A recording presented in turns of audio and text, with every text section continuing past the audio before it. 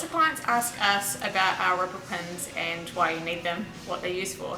So I always use mine to elevate my boring old bun to something that looks a little bit cooler. So first of all, grab your hair tie. Now I always like to keep a little bit of texture in my hair, so not to pull it too tight.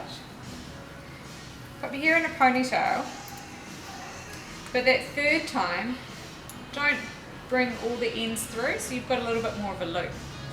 Push your hair forward, and using your fringe pins, you just kind of pull and grab the hair. Now you only need 2 or 3 to make this work.